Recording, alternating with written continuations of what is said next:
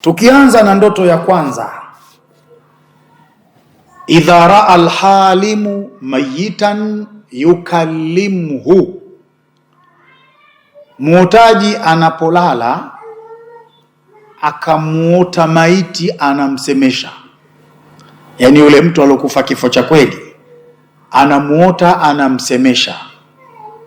Au yukhbiruhu an shay'in, au anamueleza kunako jambo lolote lile, iwe ni ushauri au iwe ni maelekezo.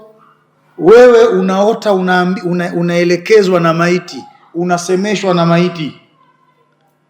Wafasiri wa ndoto wanasema hivi, fahadha alkalamu sahihun wa muakkadu, maneno haya ni maneno ya kweli na ni maneno ya uhakika.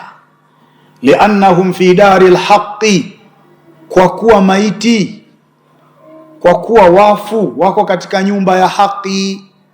Wa nahnu fi dari albatil, na sisi huku duniani tuko kwenye nyumba ya batil. Sasa mtu anapokuwa kwenye nyumba ya haki hasemi isipokuwa ukweli. Maiti yuko kwenye nyumba ya haki, kule hakuna uongo, kule ni ukweli tu. Ukiota unasemeshwa kitu na maiti, unaelekezwa kitu, kile kitu ni cha ukweli. Fuatilia, ni kwamba roho yako wewe uliye hai na roho ya yule aliyekufa, hizi zimekutana, hizi kwenye ulimwengu wa ndoto huwa zinakutana. Ni maneno ndani ya Qur'ani kabisa kwamba roho ya mtu aliye hai na roho ya mtu aliyokufa huwa zinakutana hizi kwenye usingizi, zinaambizana mambo, zinaelekezana mambo, zinashauriana mambo.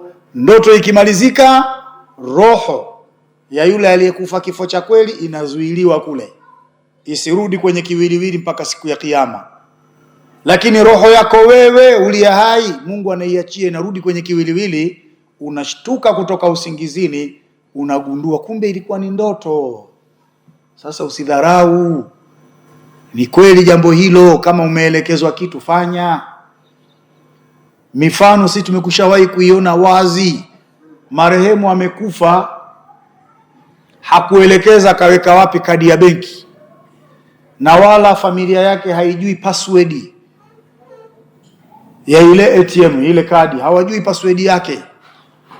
Lakini mtoto wa marehemu analala, analetewa ndoto usiku, nenda mahala fulani kachukue, kuna kadi ya benki na namba zake, password yake ni hii, anatajiwa. Na kweli akiamka asubuhi, anakwenda paka sehemu aliyoelekezwa, anaikuta kweli ile kadi. Na akienda benki, akiingiza, akiweka zile password zile, kweli pesa zinatoka. Haya mambo ni uhakika kabisa. Wapo watu wameota hivyo na mambo yamekuwa kweli.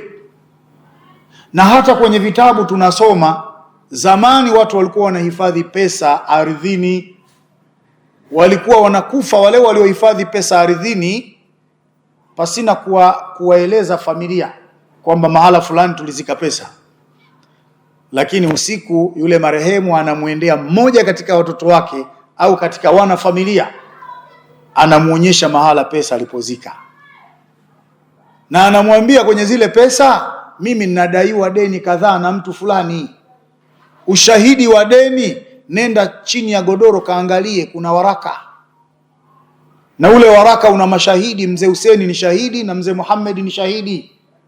Wakati wa kulipa waiteni hao. Na kweli yule marehemu anaamka, anakwenda pale, anakuta pesa zimezikwa, anakwenda chini ya godoro, anakuta waraka, anafuatwa yule mzee, asema kweli, si tulishuhudia baba yenu anakopeshwa pesa. Anaitwa yule mtu anayedai, analipwa pesa. Mambo haya yanatokea kweli.